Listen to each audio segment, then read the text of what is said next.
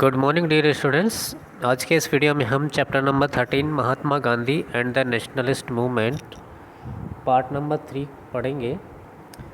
Part number 1 and 2 में हमने maximum covers कर लिया है, अब बचा हुआ हिस्सा इसी पार्ट में हम इस चैप्टर को पूरा करेंगे। तो पार्ट नंबर 3 का फर्स्ट टॉपिक है क्विट इंडिया मूवमेंट, भारत छोड़ो आंदोलन। बैकग्राउंड, सबसे पहले इसकी पृष्ठभूमि के बारे में जानते हैं। मेजर इवेंट्स बिटवीन 1935 एंड 1945, 1935 से 1945 के बीच में जो मुख्य घटनाएं घटी वो इस प्रकार है। The year 1935 saw the coming of the Government of India Act of 1935 which promised some forms of representative government. तो 1935 के साल में ईस्ट इंडिया कंपनी ने गवर्नमेंट ऑफ इंडिया एक्ट 1935 लागू किया था, भारत सरकार अधिनियम 1935 लागू किया था, जिसमें उन्होंने ये वादा किया था कि वो एक उत्तरदायी सरकार का गठन करेंगे और उसमें भारतीयों को भी उस सरकार में जगह दी जाएगी। In 1935, for the first time, elections were held on restricted franchise and Congress party held a majority in the legislature। ठीक है, 1937 में पहली बार प्रांतीय जो विधानसभा होती है उसमें उसका चुनाव किया जाता है। किसके आधार पर? रेस्ट्रिक्टेड फ्रेंचाइज के आधार पर, मतलब सीमित मताधिकार के आधार पर। रेस्ट्रिक्टेड मतलब कुछ ही लोगों को वोट देने का अधिकार था, फ्रेंचाइज वोट देने का अधिकार, तो कुछ ही लोगों को वोट देने का अधिकार था। इस आधार पर 1937 में पहली बार कांग्रेस पार्टी को विधानसभा में बहुमत मिल जाता है। It won the election in 8 out of 11 provinces, और यह 11 प्रांतों में से 8 प्रांतों में चुनाव जीत जाती है। In 1939 world war second broke out and the Indian leaders agreed to support the British as long as they promised to grant Indians independence after the war. तो 1939 में दूसरा विश्व युद्ध शुरू हो जाता है और भारतीय जो नेता थे, क्रांतिकारी नेता या राष्ट्रवादी नेता जो देश को आज़ाद कराने में लगे हुए थे, उन्होंने ब्रिटिश सरकार का इस वादे पर समर्थन करने की घोषणा कर दी कि अगर युद्ध के बाद उनको आज़ाद कर दिया जाएगा तो वो युद्ध में उनका साथ देंगे। ठीक है, अगर युद्ध के बाद भारत को ब्रिटिश सरकार आज़ाद कर देती है तभी इसी शर्त पर वो उनका समर्थन करेंगे और देश के लोगों को उनका साथ देने को कहेंगे। The offer was refused and in October 39 Congress minister resigned. लेकिन ब्रिटिश सरकार ने उन्होंने जो ये प्रस्ताव रखा था वो उन्होंने मना कर दिया, उसको रद्द कर दिया। तो अक्टूबर 1939 में कांग्रेस मिनिस्टर्स ने रिजाइन यानी इस्तीफ़ा दे दिया, मंत्रिमंडल से इस्तीफ़ा दे दिया। In protest a series of satyagraha were organised by the Congress to pressurise the British to promise the freedom once the war ended. लेकिन इसके विरोध में भी कांग्रेस ने और दूसरे नेताओं ने सत्याग्रह की घोषणा कर दी और उसकी शुरुआत कर दी ताकि वो ब्रिटिश सरकार पर दबाव डाले और उनसे ये वादा करवा दे कि जब सेकेंड वर्ल्ड वॉर ख़त्म हो जाए तो वो देश को आज़ाद कर देंगे। In March 1940 Muslim League passed a resolution demanding and planning to create a separate nation for Muslims. मार्च 1940 में मुस्लिम लीग ने एक प्रस्ताव पारित करके ये मांग कर दी कि वह अपने मुसलमानों के लिए अपना अलग देश बनाना चाहते हैं। तो उसकी उन्होंने योजना बनाते हैं और मार्च 1940 में वो एक प्रस्ताव पारित करके उसकी डिमांड भी कर देते हैं। इन 1942 worried on the continuous spread of nationalist movement, prime minister of England Winston Churchill sent Sir Stafford Cripps to India to try to reach to a compromise with Gandhi and the Congress। तो 1942 में भारत के अंदर लगातार फैल रहे राष्ट्रवादी आंदोलनों से चिंतित होकर ब्रिटेन के प्रधानमंत्री उस समय के थे विंस्टन चर्चिल, उन्होंने सर स्टैफर्ड क्रिप्स के नेतृत्व में क्रिप्स मिशन भारत में भेजते हैं वो, ताकि वो भारत आकर गांधी जी के साथ समझौता वगैरह कर सके और ये आंदोलन वगैरह को बंद करवा सके। The Cripps mission failed as no agreement to grant independence to India could be made. तो सर स्टैफर्ड क्रिप्स के नेतृत्व में जो क्रिप्स मिशन भारत आया था वह असफल हो गया, क्योंकि उन दोनों के बीच में समझौते के बीच भारत की आज़ादी से संबंधित कोई भी बातचीत वो नहीं करना चाहते थे। इस वजह से भारतीय लोगों ने भी, जिनमें गांधी जी और दूसरे कांग्रेसी नेता थे, इस क्रिप्स मिशन का साथ नहीं दिया, ना उनके साथ समझौता किया। इस तरह से ये मिशन भी फेल हो जाता है, क्योंकि वो भारत को आज़ाद करना नहीं चाहते थे। इन August 1942 quit India movement was launched. तभी अगस्त के महीने में 8 या 9 अगस्त को भारत छोड़ो आंदोलन शुरू कर दिया जाता है, ठीक है। And all the major leaders for arrested. तो बदले में ब्रिटिश सरकार ने जितने भी मुख्य नेता थे उन सबको पकड़कर जेल में डाल दिया। In 1944 Gandhi was released and he tried to bring the Muslim League and Congress together but was not successful. लेकिन 1944 में गांधी जी को रिहा कर दिया जाता है। रिहा होने के बाद वो कांग्रेस और मुस्लिम लीग के बीच में आपस में समझौता, बातचीत और शांति करवाना चाहते थे, लेकिन इसमें वो असफल रहे। In 1945 the British government committed itself to grant independence to India. 1945 में ब्रिटिश सरकार ने ये वादा किया कि वो भारत को जल्द ही स्वतंत्र कर देंगे, आज़ाद कर देंगे। नेक्स्ट, क्विट इंडिया मूवमेंट, भारत छोड़ो आंदोलन। After the failure of Cripps mission, quit India movement was launched in August 1942 बाय महात्मा गांधी। तो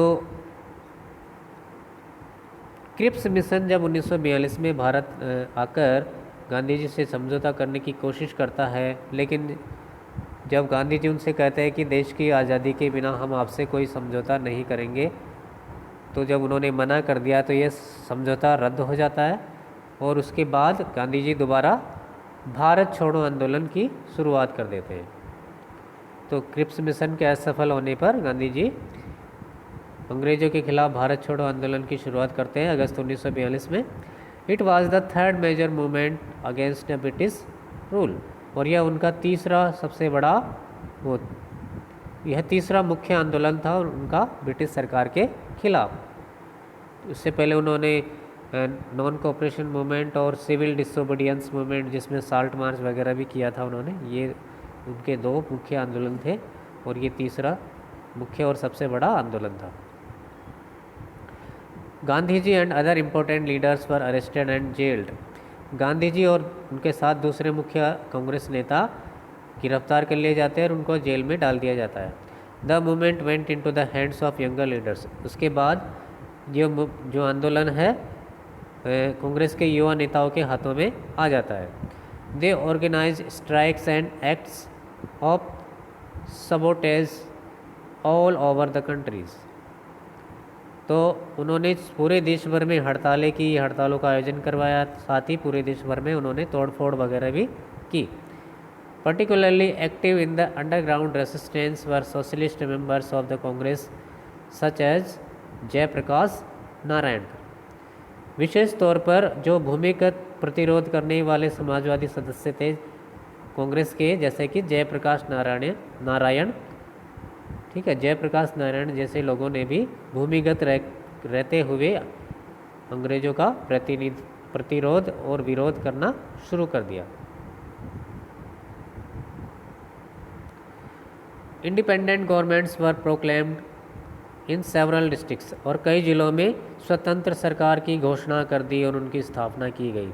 सच as Satara in the west and Medinipur in the east, जैसे कि सतारा ज़िले में और पूर्व में मेदिनीपुर जिले में स्वतंत्र सरकारों की स्थापना कर दी गई। Quit India was genuinely a mass movement, bringing into the its ambit hundreds of thousands of ordinary Indians। तो सही मायनों में भारत छोड़ो आंदोलन एक जन आंदोलन था जिसमें लाखों की संख्या में भारतीय लोगों ने हिस्सा लिया था। It especially energized the youth who in very large numbers left their college to go to jail। अब विशेषकर इस आंदोलन ने युवा वर्ग में या जो जवान लोग थे उनमें ऊर्जा भर दी, जिन्होंने बड़ी संख्या में थे उन्होंने अपनी कॉलेजों का स्कूलों का बहिष्कार कर दिया और उन्होंने खुद अपनी इच्छा से जेल जाना स्वीकार कर लिया। In 1943, some of the younger leaders in the Satara district of Maharashtra set up parallel governments प्रति सरकार with volunteer corps यानी सेवादार एंड विलेज यूनिट्स यानी तूफान दल्स। तो 1943 में कुछ युवा नेताओं ने सतारा ज़िले में, जो कि महाराष्ट्र में आता है, उन्होंने पैरेलल गवर्नमेंट यानी समानांतर सरकार, जिसको प्रति सरकार भी बोलते थे, उनकी स्थापना की। किनकी सहायता से? वॉलेंटियर कॉर्प्स की तरह, स्वयं सेवकों की सहायता से यानी सेवादारों की सहायता से, साथ ही विलेज यूनिट्स या ग्राम इकाइयों की सहायता से, जिनको तूफान दल कहा जाता था, इनकी सहायता से पैरेलल गवर्नमेंट या समानांतर सरकार की स्थापना की गई। They ran people's court and organised constructive work. तो वो जन अदालतें भी चलाते थे, साथ ही वो रचनात्मक कार्य भी करते थे। Next topic, major developments in the year 1945 to 1947। 1945 से 1947 के समय के दौरान मुख्य घटनाएं या मुख्य विकास क्या हुए? मुख्य घटनाएं जो भी घटी इस प्रकार है। In 1945 the labour government came to power in Britain. 1945 में ब्रिटेन में लेबर सरकार बन जाती है, ठीक है, लेबर पार्टी की सरकार बन जाती है। तो जैसे यहाँ पे बीजेपी कांग्रेस है, उधर वहाँ पर लेबर पार्टी ऐसी एक पार्टी थी जिसकी सरकार बनती है 1945 में। It was committed for Indian independence. अब इस लेबर गवर्नमेंट ने वादा किया कि वो भारत को आज़ाद कर देगी। In India the viceroy Lord Wavell negotiated with the Congress and the Muslim league. Bharat में उस समय वाइसरॉय थे लॉर्ड वेवेल। उन्होंने कांग्रेस और मुस्लिम लीग के बीच में बातचीत करनी शुरू कर दी देश की आज़ादी के संबंध में, ठीक है, और वो चाहते थे कि देश के टुकड़े ना हो, मुसलमान भी यहीं रहे, मुस्लिम लीग की तरह अलग देश की डिमांड ना करें। Early in the 1946 the provincial legislative elections were held in which the Congress won the general and League won reserved constituencies. मतलब 1946 के शुरुआती महीनों में प्रांतीय विधानसभा के चुनाव हुए जिनमें कांग्रेस ने सारी जनरल सीटें जीत ली, ठीक है, मतलब जनरल सीटों पर कांग्रेस ने सीटें जीती सारी, और मुस्लिम लीग ने जो रिजर्व कैटेगरी की सीट थी उन सीटों को जीत लिया। एक cabinet mission was sent to the summer of 1946 failed to make consensus between Congress and League. और 1946 की गर्मियों में कैबिनेट मिशन भेजा जाता है ब्रिटिश सरकार के द्वारा, ताकि वो कांग्रेस और मुस्लिम लीग के बीच में आपसी में समझौता करवा सके, बातचीत करवा सके और देश को आज़ाद कराने के लिए आगे की रणनीति बना सके। लेकिन कैबिनेट मिशन भी फेल हो गया क्योंकि वह कांग्रेस और मुस्लिम लीग में समझौता नहीं करवा पाया। Jinnah called for a direct Action Day to force the League's demand for Pakistan on 16 August 1946, leading to bloody riots in many parts of India। अब जिन्ना ने तो ठान रखी थी कि वो अलग देश बनाएंगे ही बनाएंगे, तो जिन्ना ने क्या किया, 16 अगस्त 1946 को सारे मुस्लिम लोगों को आह्वान करते हुए कहा कि वो एक डायरेक्ट एक्शन डे मना रहे हैं, सीधी कार्रवाई दिवस मना रहे हैं और अगर उसकी बात को कोई नहीं मानेगा तो उनके साथ वो दंगा फसाद और खूनी संघर्ष या झगड़ा भी करेंगे। तो 1946 को पूरे भारत के कई हिस्सों में खूनी संघर्ष यानी हत्या मारकाट देखने को मिली।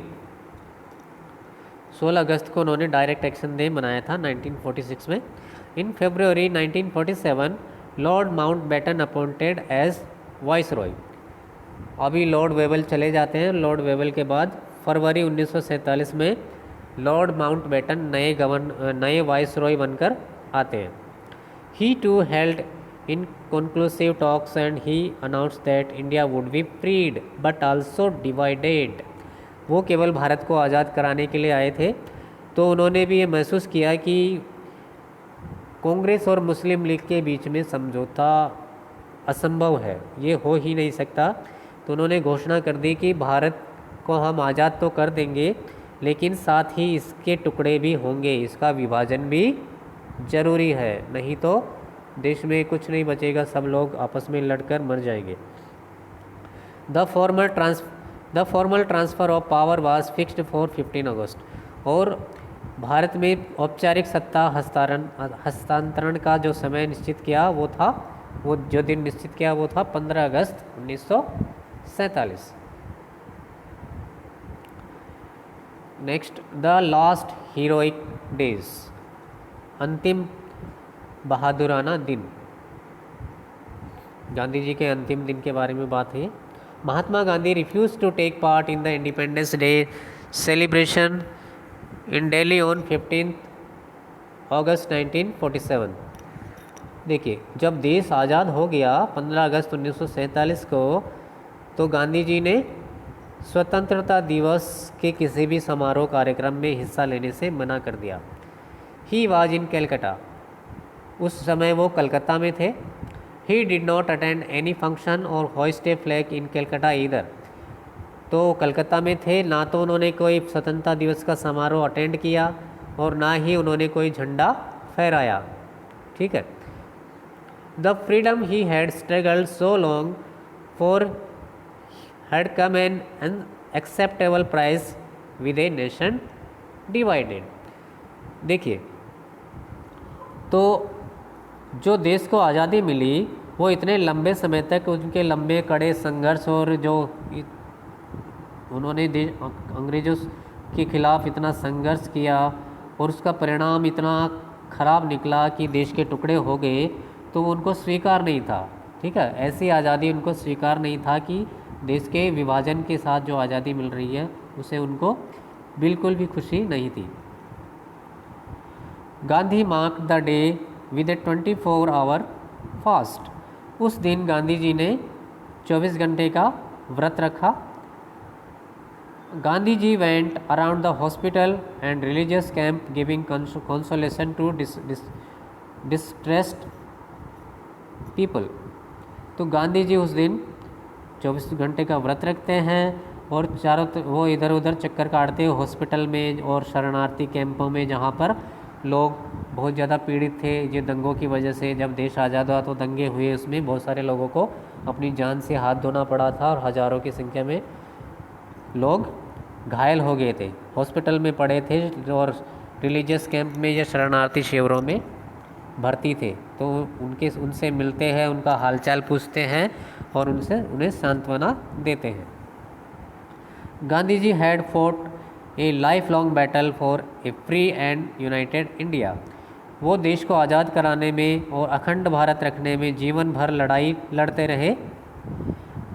When the country was divided he urged that the two parts respect and be friend of one another. जब देश के टुकड़े हो गए तो उन्होंने कहा कि अब दोनों देश के दोनों भाग आपस में एक दूसरे के साथ दोस्ती बनाए रखेंगे और एक दूसरे की रेस्पेक्ट और सम्मान करेंगे। On 30 January 1948, Gandhiji was shot dead by Nathuram Godse, who had denounced Gandhiji as an appeaser of Muslims. तो 30 जनवरी 1948 में गांधी जी को नाथुराम गोडसे नाम के एक व्यक्ति ने गोली मारकर हत्या कर दी, जो कि गांधी जी को मुसलमानों का के साथ तुष्टीकरण करने वाला या मुसलमानों की खुशामद करने वाला मानता था। तो इस प्रकार गांधी जी की हत्या हो जाती है 30 जनवरी 1948 को, और उसी दिन को हम शहीद दिवस के रूप में मनाते हैं। Next, different kinds of sources that can be used to reconstruct the political career of Gandhi ji and the history of the national movement। तो गांधी जी के राजनीतिक सफ़र के बारे में जानने के और उनके राजनीतिक सफ़र को पुनर्निर्मित करने के विविध प्रकार के स्रोत हैं, जो इस प्रकार है। There are different sources through which we can reconstruct the political career of Gandhi ji and the history of national movement। Some of the important sources are given below। तो बहुत सारे स्रोत हैं जिनसे गांधी जी के राजनीतिक कैरियर या सफ़र को हम पुनर्निर्मित कर सकते हैं।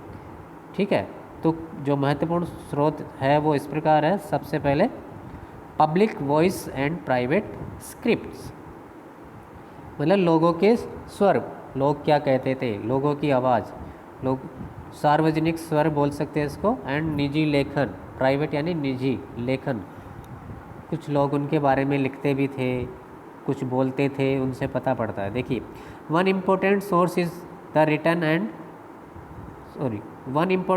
Is the writings and speeches of Mahatma Gandhi and his contemporaries including both his associates and his political adversaries. देखिए, तो सबसे महत्वपूर्ण स्रोतों में एक तो ये है महात्मा गांधी के द्वारा खुद के लिखे गए भाषण या उनके द्वारा लिखी गई किताबें, ठीक है, साथ ही उनके समकालीन लोगों द्वारा लिखी गई किताबें और भाषण, ठीक है, जिनमें उनके खुद के सहयोगी भी शामिल थे, साथ ही उनके राजनीतिक विरोधी भी शामिल थे।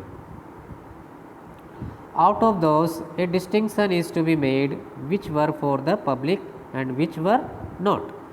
देखिए, अब इन लेखनों में से यह अंतर करना भी चाहिए कि ये लेखन कौन से जनता के लिए है और कौन से जनता के लिए नहीं है, मतलब कौन से दूसरे उद्देश्यों के लिए है। ठीक है, it help to hear his public voices, तो यह उनके सार्वजनिक विचारों को सुनने में मदद करते हैं।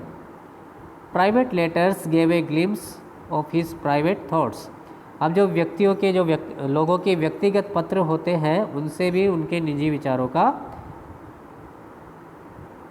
पता पड़ता है, उनकी झलक मिलती है। Many letters are written to individuals, बहुत सारे लेटर्स इंडिविजुअल यानी किसी भी खास व्यक्ति को लिखा जाता है। And are therefore personal, इसीलिए वो उसका निजी हो जाता है, व्यक्तिगत हो जाता है। But they are also mean for the public, लेकिन कुछ हद तक वे जनता के लिए भी होते हैं। The language of the letter is often shaped by the awareness that they may one day be published. अब जो पत्र की भाषा होगी वह इस बात से तय होती है कि संभव है कि उन्हें एक दिन पब्लिश कर दिया जाए या प्रकाशित कर दिया जाए।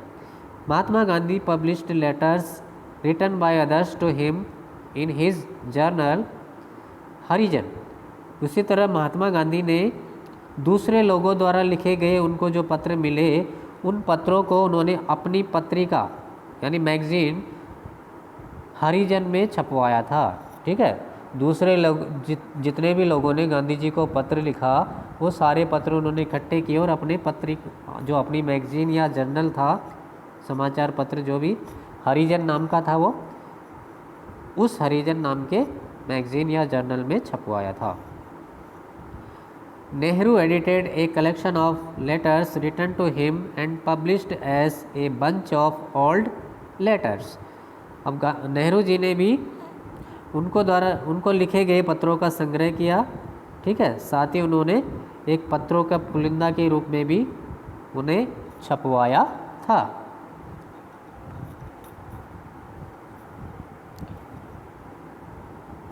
नेक्स्ट, ऑटोबायोग्राफी, आत्मकथाएं या जीवनियाँ।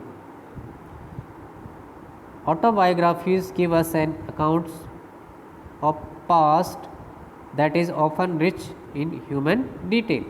अब आत्मकथाएं भी हमें पास्ट के बारे में, अतीत के बारे में या भूतकाल के बारे में जब ब्यौरा देती है, बताती है, जो प्राय रिच होती है यानी समृद्ध होती है मानवीय विवरणों के हिसाब से। These are written very often from memory what the author could recollect. ठीक है, अब ये जो ऑटोबायोग्राफी होती है ये लेखक की स्मृति यानी उसकी याददाश्त के आधार पर लिखी जाती है कि उसको जितना याद है उतना वो लिख देगा और जितना वो भूल गया वो नहीं लिख पाएगा। ठीक है, तो ये तो उसकी स्मृति या याददाश्त पे आधारित हो गई कि उसको जितना याद है वो सब लिख देगा, जो भूल गया वो भूल गया, वो नहीं लिख पाएगा।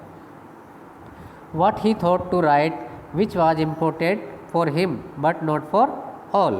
अब लेखक जो लिखना चाहता है, ठीक है, वह उसके लिए या वह जो सोचता है लिखने के लिए वह उसके लिए इम्पोर्टेंट होता है, सबके लिए नहीं। In autobiographies a person presents himself in a way he wants to be scene.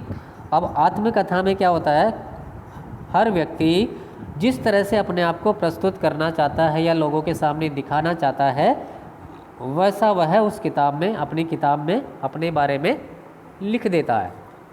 ठीक है, but here again we have to be careful of the way we read and interpret autobiographies.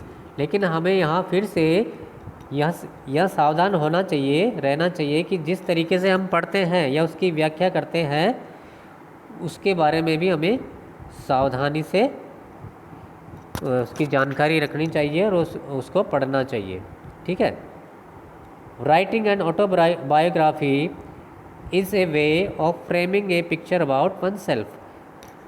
अभी किसी भी आत्मकथा को लिखना एक तरीका है अपनी खुद की तस्वीर को गढ़ने का या रचने का।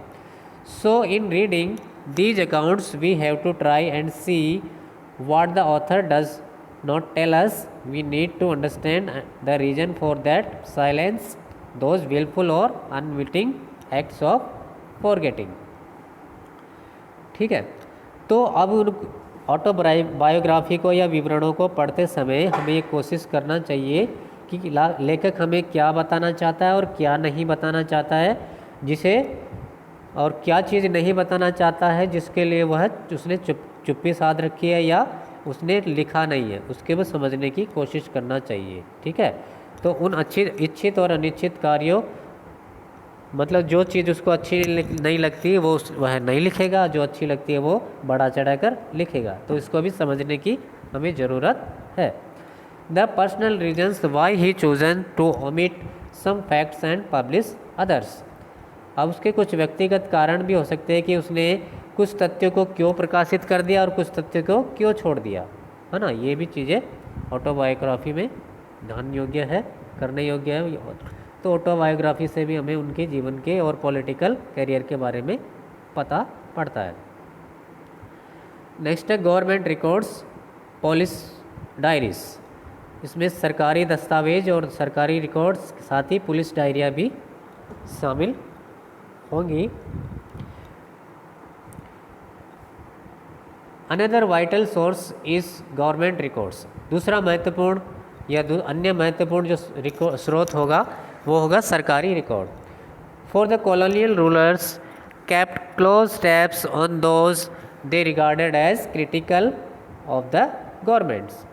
अब औपनिवेशिक शासन में, ठीक है, जिनको वो सरकार के विरुद्ध मानते थे, मतलब सरकार जिनको अपने विरुद्ध मानती है उन पर वो कड़ी नज़र रखती है। The letters and reports written by the policeman and other officials were secret at the time. देखिए, अब उस समय जो पुलिस वाले लोग या सरकारी अधिकारी जो भी पत्र वगैरह और रिपोर्ट बनाते थे उस समय गोपनीय रखते थे, उनको बड़ी सीक्रेट की तरह से किसी को बताया नहीं जाता था। But now can be accessed in archives. लेकिन अब उन पत्रों को और रिपोर्ट्स को हम अभिलेखागारों में पा सकते हैं, उनको हम पढ़ सकते हैं, देख सकते हैं। Fortnightly reports prepared by home departments based on police information. For example, उदाहरण के रूप में पुलिस की सूचना के आधार पर फोर्टनाइटली हर 15 दिन में, जिसको पखवाड़ा बोलते हैं, पखवाड़े में गृह विभाग द्वारा रिपोर्ट बनाई जाती थी। Home Department was unwilling to accept that Gandhi's actions had worked any enthusiastic response from the public. Dandi March was seen as drama, an antic, a desperate attempt to mobilize people. ठीक है। अब police का गृह विभाग यह मानने के लिए तैयार ही नहीं था कि गांधी जी के जो कार्य थे उसने देश की जनता में उत्साह भर दिया और वो एक तरह से देश को एकजुट करने में संभव हो पाए। और यहाँ तक कि वो जो उनकी नमक यात्रा थी वो भी उनको ड्रामा या नाटक लगती थी। साथ ही एक एंटिक मतलब कर्तव्य जैसे को बोलते हैं, नाटक और कर्तव्य लगते थे। साथ ही उन्होंने जो लोगों को संगठित करने का प्रयास किया वो बड़ा निराशाजनक था और उसमें वो कामयाब नहीं हो पाए। इस तरह से पुलिस रिकॉर्ड्स में होम डिपार्टमेंट्स उस गांधी जी की सक्सेस को स्वीकार ही नहीं कर पा रहा था। लास्ट टॉपिक आ गया न्यूज़पेपर्स, समाचार पत्र। न्यूज़पेपर से भी जानकारी मिलती है। Newspapers published in English and different Indian language tracked Mahatma Gandhi's movements and reported on his activities. समाचार पत्र भी जो कि अंग्रेजी में भी छपते थे, साथ ही भारत की दूसरी भाषा पर भी छपते थे, वो सभी गांधी जी के अलग अलग आंदोलनों को अपने अखबार में छापते थे। ठीक है। दे रिप्रेजेंटेड ऑर्डिनरी इंडियंस थॉट्स, और वो आम भारतीय के विचारों के बारे में बताते थे। Newspapers accounts however should not be seen as unprejudiced, मतलब न्यूज़पेपर को हम फिर भी ऐसा नहीं मान सकते कि यह पूर्वाग्रहित या निष्पक्ष होंगे, क्योंकि ये पूर्वाग्रह से रहित नहीं थे। इसमें मतलब ये निष्पक्ष नहीं थे, किसी का पक्ष जरूर लेते थे। People who had their own political opinion and world views published them. अब वे लोग जिनकी खुद की राजनीतिक सोच होती थी, साथ ही वैश्विक दृष्टिकोण होता था, वो उन्हें अखबार में छापते थे। These ideas shaped what was published and the way events were reported. अब उनके विचारों से यही तय होता था कि क्या प्रकाशित किया जाना है और किन घटनाओं की रिपोर्टिंग किस तरह से की जाएगी। तो इस तरह से इन सभी चीज़ों से गांधी जी के पॉलिटिकल कैरियर्स के बारे में भी हमें पता चलता है। तो आशा है बच्चों आपको ये चैप्टर अच्छे से समझ आया होगा, और आगे जब क्लास लूँगा उस समय आप बाकी दोबारा मुझसे किसी भी टॉपिक के बारे में जानकारी ले सकते हैं। धन्यवाद।